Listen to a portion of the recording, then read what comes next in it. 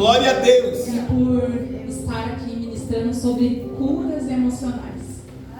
Uma mulher que não tinha estrutura nem para lidar com as suas emoções, falando de curas emocionais essa noite. Então, o nome do Senhor seja glorificado através da minha vida. E hoje, o tema da minha mensagem é expondo as minhas feridas. É isso mesmo que vocês ouviram. O tema da minha mensagem é expondo as minhas feridas. Glória a Deus! Para que a gente possa começar a entender, para que a gente possa começar a descobrir aquilo que nos feriu no passado, aquilo que nos machucou em alguma altura da nossa vida. Nós temos que expor as nossas feridas. É como o Roger falou: não seja falso com o Senhor. Todas as vezes que você for orar, seja verdadeiro com o Senhor. E para que a cura emocional chegue às nossas vidas, nós temos que primeiramente expor as nossas feridas perante o Senhor. Aleluia.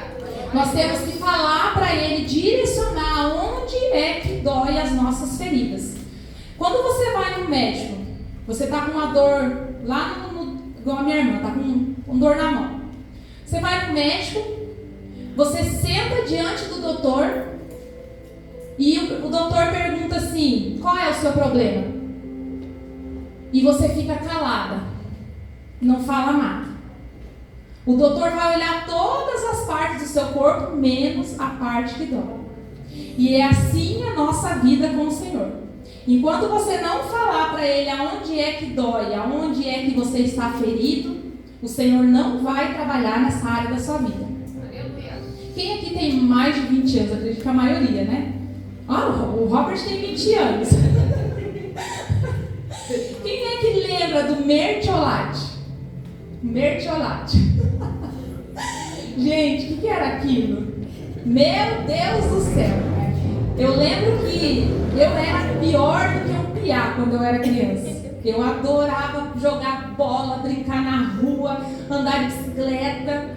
E cada vez que a gente brincava, caía da árvore, a mãe vinha com o bendito do mertiolate e tacava aquele mertiolate na machucada.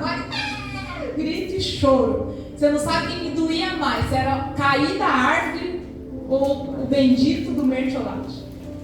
E hoje eu estava lendo sobre o mertiolate, quantos anos atrás a gente usava, e diz que ele foi suspenso porque a ardência que ele causava era desnecessária para matar as bactérias que havia no ferimento. Falei, poxa vida, quanto sofrimento de infância por causa do mertiolate, e ainda a ardência que ele causava era desnecessária para matar as bactérias. Mas tudo bem, né? Então hoje o Senhor quer tratar os nossos corações. Aleluia. Eu acredito que quase 100% da população brasileira e mundial sofrem de algum trauma de infância, algum trauma em alguma altura da sua vida. Então hoje nós vamos expor as nossas feridas. Hoje nós vamos falar claramente sobre aonde é que está doendo em nós, para que assim as mãos do Senhor possam verdadeiramente tocar, colocar o mertiolate aonde verdadeiramente dói. E eu estava, faz tempo já que a gente marcou essa conferência, e eu estava meditando sobre José, né?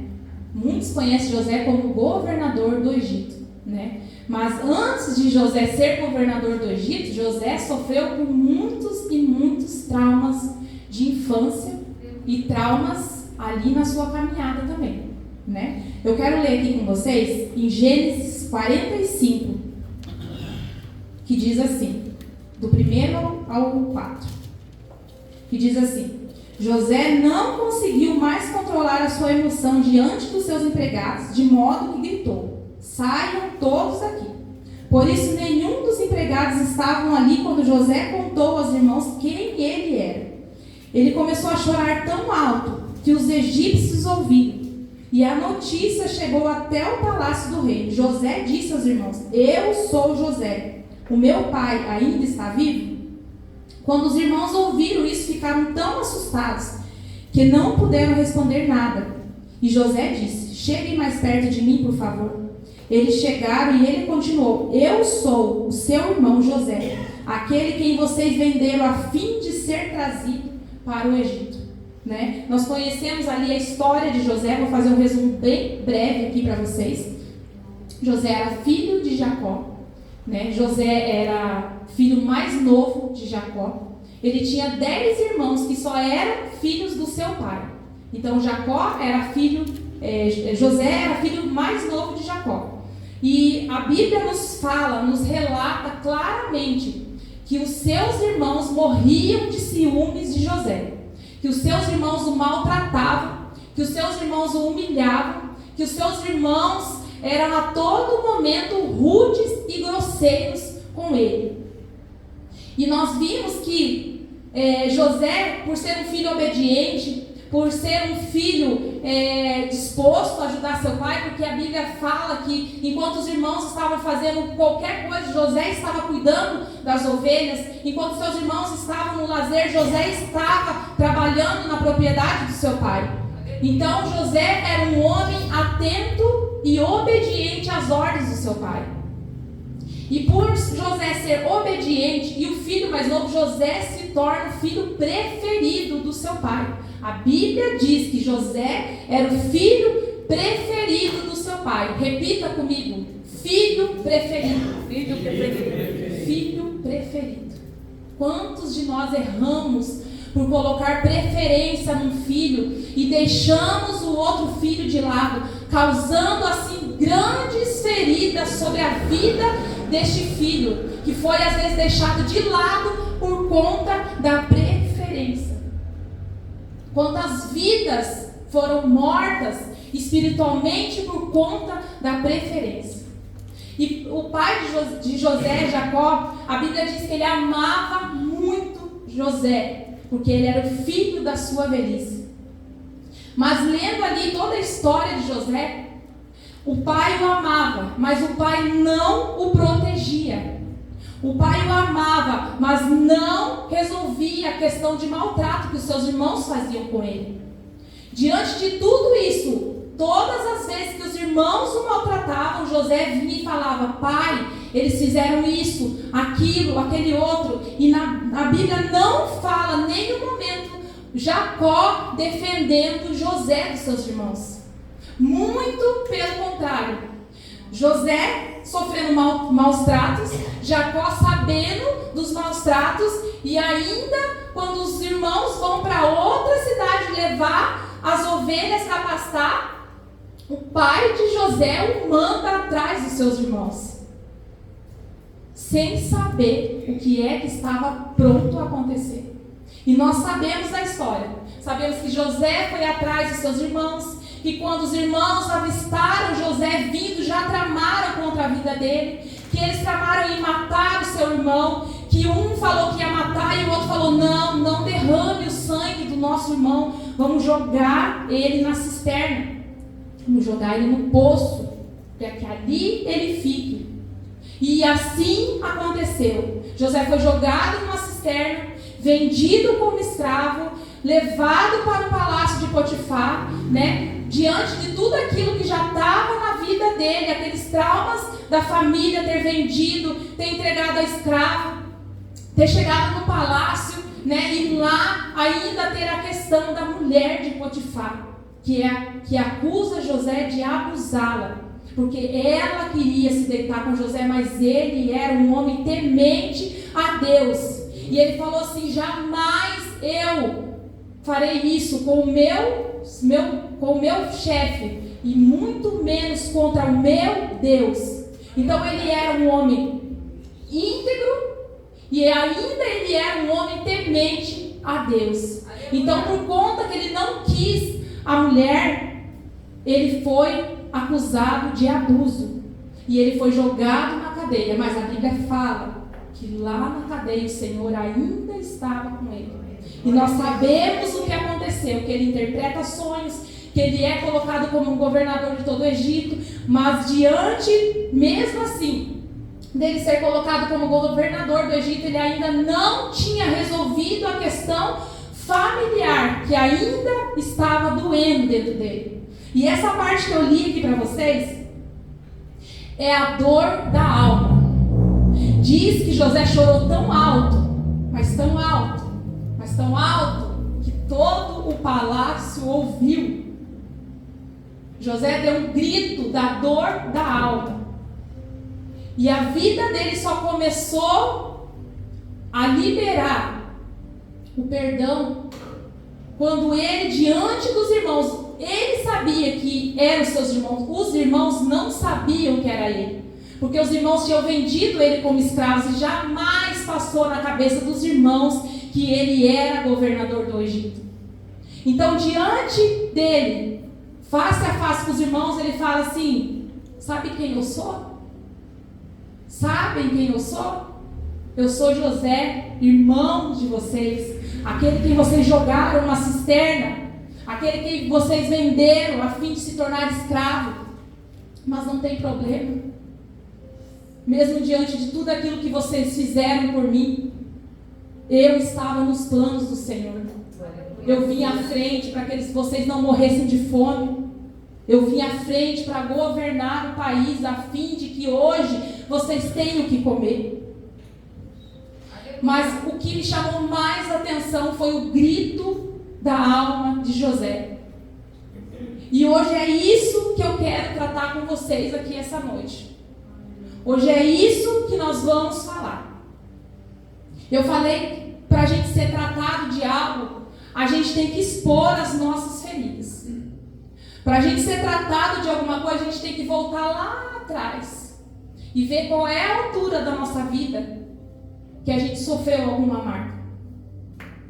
Eu estava vendo bastante podcast, bastante pregações, e pessoas com mais de 60 anos falam com lágrimas nos olhos da surra que levaram quando ainda eram crianças. E eles falam que nunca esqueceram daquela surra, nunca esqueceram da rejeição, nunca esqueceram do dia do abandono, nunca esqueceram do dia que foram colocados de lado diante de uma preferência familiar. E a gente tem que fazer esse trabalho aqui essa noite. Glória a Deus. Para que algo novo aconteça na nossa vida, verdade, o velho tem que ficar lá atrás. Glória a Deus. E graças a Deus, o Senhor nos dá oportunidades como essa, para que feridas da alma sejam curadas.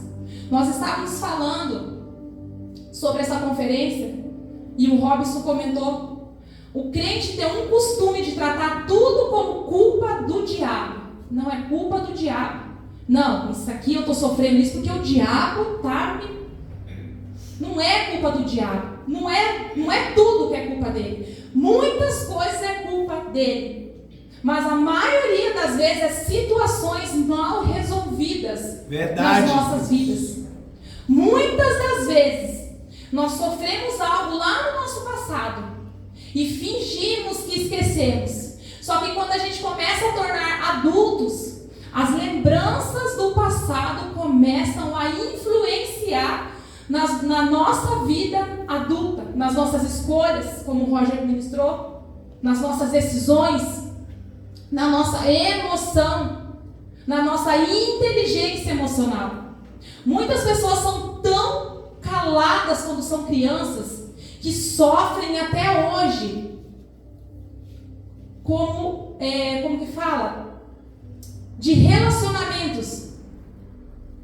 Não sabem escolher relacionamentos, não sabem se relacionar no trabalho, não sabem se relacionar no casamento, porque foram criados por pais abusistas, por mães que nunca deixou ter voz dentro de casa, que sempre foram aprisionadas emocionalmente. Então isso é a consequência que ela vai ter nas suas escolhas. Quantas pessoas foram criadas num lar totalmente destruídos, que o pai bate na mãe, que o filho pula no pai, que a mãe pula no filho, que o filho, ao invés de respeitar, xinga a mãe de todos os nomes. E infelizmente, quando nós temos a oportunidade de formar a nossa família, nós cometemos o mesmo erro que foi cometido com a gente. Muitas das vezes, em vez de a gente escolher um lar saudável, a gente viver uma vida de paz, nós escolhemos viver as mesmas condições que a nossa família nos deixou. Então, para que o Senhor comece a trabalhar no nosso coração, para que o Senhor comece a curar as nossas feridas, para que o Senhor comece a escrever uma nova história para a gente, primeiramente, reconhecer as nossas feridas. Verdade. Aonde é que você foi ferido? Verdade. Qual a área da sua vida que precisa que o Senhor coloque as mãos hoje? Aonde é que você sofreu? Você foi abandonado? Você tem falta do teu pai? Você não teve uma boa convivência com a sua mãe? O que é que aconteceu com você? Você foi maltratado quando era criança? E hoje você, em vez de dar amor, você maltrata também porque você acha isso natural? Hoje o Senhor vai te dar uma nova visão. Hoje o Senhor vai abrir os seus pensamentos. E Ele vai expor para nós hoje qual é a nossa ferida. Aleluia, Jesus. Hoje Jesus Aleluia. está aqui com um remédio. Verdade. Para que vidas sejam curadas. Aleluia. Nós estamos falando do Setembro Amarelo, mês da prevenção do combate ao suicídio. Quantas pessoas tiram a própria vida? Quantas pessoas cristãs tiram a vida? Quantas pessoas não conseguem lidar com os problemas e o mais normal para ele é tirar a sua própria vida? Você acha que a pessoa quer tirar a própria vida? Ela não quer. Ela quer silenciar. Ela quer silenciar aquela dor que está dentro dela. Então não poderia ter momento mais importante para a gente falar sobre cura emocional. Aleluia. Glória a Deus. A primeira coisa que nós temos que fazer é reconhecer, expor. Senhor, está doendo. Senhor, esse meu marido. Deus, esse meu filho. Eu fui no encontro com Deus ano passado e eu precisava ouvir mais a voz do Senhor. E eu fiquei 3 dias no retiro, sem celular, sem família. Eu não conhecia ninguém. E eu falei, eu sou muito louca mesmo. O que eu estou fazendo aqui? Fiquei 3 dias pousando fora de casa, fiado numa chácara que só mato. E pessoas que eu nunca vi na minha vida. E eu falei, Deus, eu quero te conhecer de uma forma diferente. E lá o Senhor revirou a minha vida. Aleluia. Lá o Senhor jogou toda a bagagem podre que estava aqui dentro, aqui, ó. Ano passado eu fui. E lá o Senhor jogou. E lá o Senhor, da mesma forma que Ele jogou, Ele me tratou também. E eu comecei a rever todas as áreas da minha vida que eu não era feliz, que eu tinha sido machucada, que eu tinha sido egoísta, que eu tinha sido ferida. E algumas áreas da minha vida é relacionada ao convívio familiar. A minha mãe está aqui, a minha irmã está aqui. E se eu estou falando isso é porque eu já conversei com a minha família sobre isso. E para mim que eu tinha resolvido uma questão com a minha irmã, uma questão, né, irmã? Uma questão passada. Nós morávamos no mesmo terreno e quem mora no mesmo terreno que a família sabe muito bem o que eu estou falando. Então a gente brigava muito, né, irmã? As crianças só faltava se matar. E isso gerou muita discórdia entre eu e a minha irmã. Entre os nossos maridos, né, irmã? Entre as nossas famílias. E anos e anos e anos. Eu dormia chorando. Porque como é ruim passar o final do ano longe da tua família. Não ter uma relação boa com a sua família. E nós nunca passávamos o final de ano juntas, né? Nunca. Cada um passava num canto, porque a nossa convivência era insuportável. E lá no encontro com Deus, o Senhor falou assim: você não resolveu ainda o problema com a sua irmã. E eu falei: Deus, eu já resolvi sim. Eu já saí de lá, ela já está quietinha no canto dela, a gente se dá bem agora. E o Senhor falou assim: não, ainda tem coisas para resolver. E eu lembro que eu peguei um caderno, escrevi tudo que estava aqui dentro de mim. E no final eu falei para minha irmã: me perdoa por todo o mal que eu posso ter te causado. E eu te perdoo também por tudo aquilo que você fez para mim. E eu entreguei para ela. E ela leu, e no outro dia ela me mandou mensagem. Eu queria muito te dizer isso também, mas eu nunca tive coragem. Então o Senhor curou 2 almas no mesmo instante. Então é isso que o Senhor quer fazer com a gente essa noite. Muitas das vezes nós temos vergonha das nossas feridas, mas é como diz, a ferida não foi causada pela gente. A ferida foi causada por alguém. A ferida foi causada por alguém. Então, nessa noite, nós precisamos identificar qual é a área do nosso corpo que precisa de cura. Qual é a área da nossa vida que está ferida. Você foi abandonado. Você quer pedir perdão para alguém? Você foi maltratado? Você foi rejeitado? O que aconteceu? Hoje o Senhor te pergunta, não é eu que estou perguntando. Pode pegar, por favor. A Elsa vai entregar um papelzinho para vocês. Eu ia trazer caneta para a gente escrever, mas eu falei: não, eu não quero constranger ninguém. O meu intuito é que a pessoa reconheça. Verdade, Deus. Qual é a dor? Quem é que você perdoa essa noite? Quem é que você precisa liberar o perdão para que você viva algo diferente na presença do Senhor?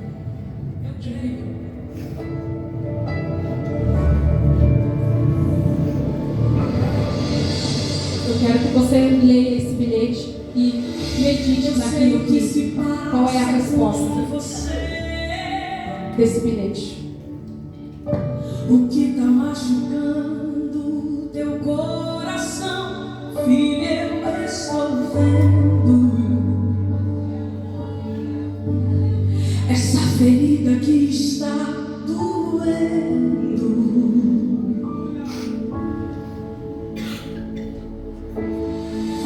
Não pense que eu vou te deixar assim. Você clamou meu nome lá do alto, eu ouvi e vim curar. Essa ferida que tá fazendo você chorar. Hoje eu vou isso, filho, eu vou curar. Glória a Deus.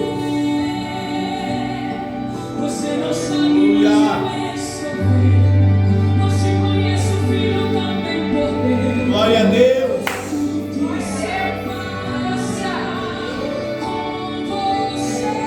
Aleluia.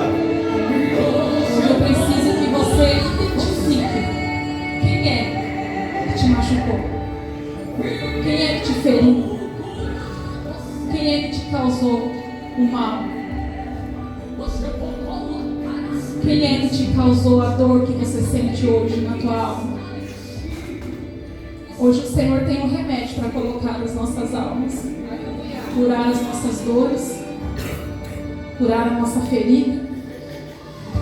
E o mundo espiritual, ele é tão real, mas tão real, que as nossas palavras têm poder. Eu não quero expor ninguém aqui, eu não quero que haja um constrangimento mais. Eu quero que você pense aqui,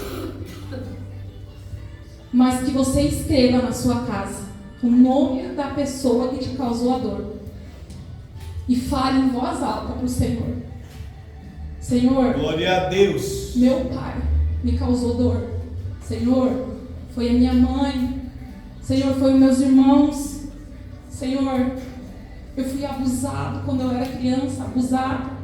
Isso me gerou marcas terríveis que eu carrego até hoje. Eu fui maltratado. Eu fui rejeitado, silenciado. Quando pequeno eu fui abandonada. Eu nunca conheci o meu pai. Eu quero que você seja sincero com o Senhor nessa noite. Glória a Deus. Eu sofri porque eu não fui criada pela minha família. A minha mãe me deixou. O meu pai me abandonou. Identifique. Identifique qual é o causador da sua dor hoje.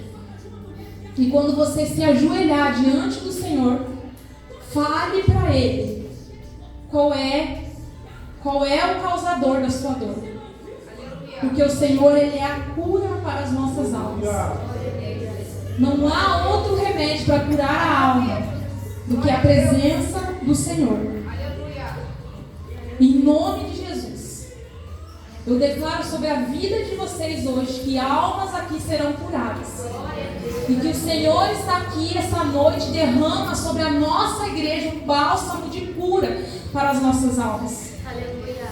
Eu declaro que novas histórias irão ser escritas aqui esta noite. Que um novo começo nas nossas vidas acontece aqui esta noite. Para que você possa viver algo diferente na presença do Senhor, você precisa deixar tudo aquilo que você passou. Deixar tudo aquilo que passou não é esquecer, porque o Senhor não nos causa amnésia, mas é lembrar daquele momento que você passou de dor, daquele momento que você passou de tão sofrimento e aquilo não te doer mais. É você lembrar do teu passado, mas não dormir chorando pensando no teu passado. É você lembrar do momento que você foi ferido, que você foi maltratado, que você foi abandonado. Mas a dor não te consumir mais. O Senhor não nos causa amnésia. Ele nos faz viver algo novo. Ele nos permite viver algo novo na presença dEle. Então, que no nome santo de Jesus, as almas que estão aqui hoje serão curadas. A cura para este lugar, a bálsamo, a refrigério sobre este lugar. Eu declaro que hoje novas histórias irão ser escritas aqui essa noite. Rubinha, faz favor, amor. Em nome de Jesus, nós oramos muito por essa conferência. Eu acredito que almas serão curadas aqui essa noite. Mas para que almas sejam curadas, você também tem que querer e determinar sobre a sua vida. Que a cura chegou para você esta noite. Em nome de Jesus, a Rubinha vai cantar, depois nós vamos orar. Vamos vir aqui na frente, todo mundo, a gente já faz a oração. Nelson, me ajuda a orar? Coloca as mãos sobre as pessoas e que a cura chegue. Em nome de Jesus. Som. Glória a Deus.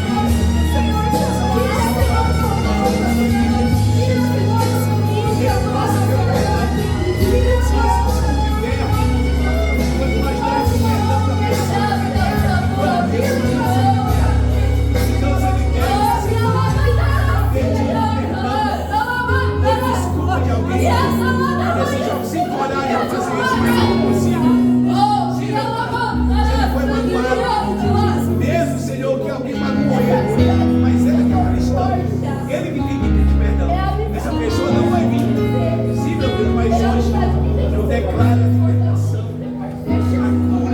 a cura emocional, espiritual.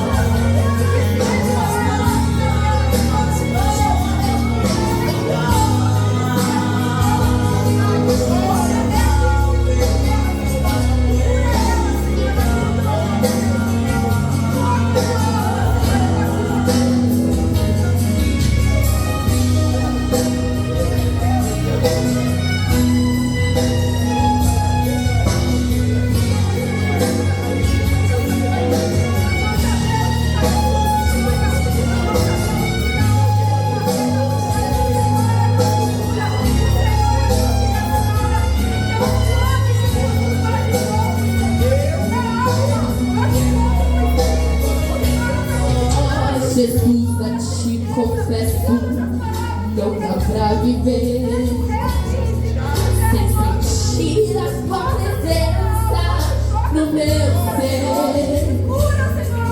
Sou eterno dependente, ser humano tão carente.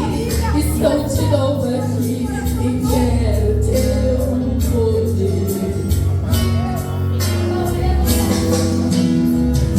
Ainda ter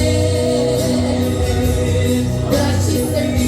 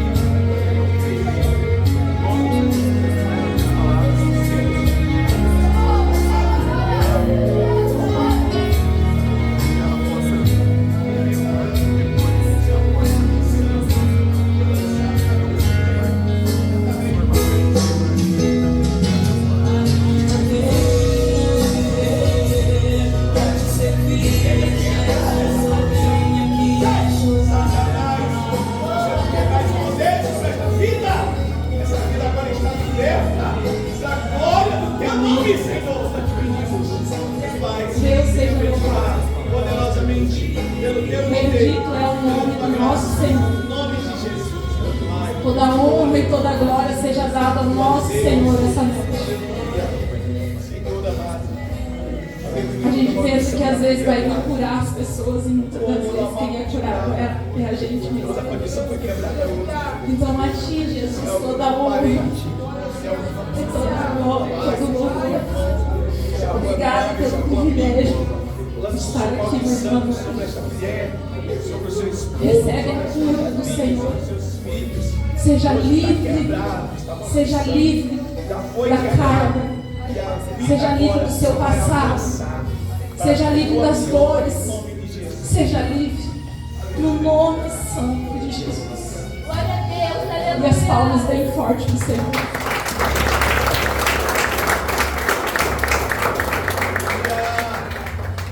Aleluia. Glória a Deus. Que momento riquíssimo que nós vemos aqui. Amanhã esse trabalho continua. Amanhã o Robson tem uma palavra que fala sobre o propósito e a Elsen sobre como terminar bem. Então venha, eu acredito que vai ser um momento precioso para nós e para o nosso Deus. Aqui tem o dízimo do Abel. Se você trouxe a sua oferta, por gentileza, traga até a urna aqui e vamos orar pelos dizimistas, pelos ofertantes.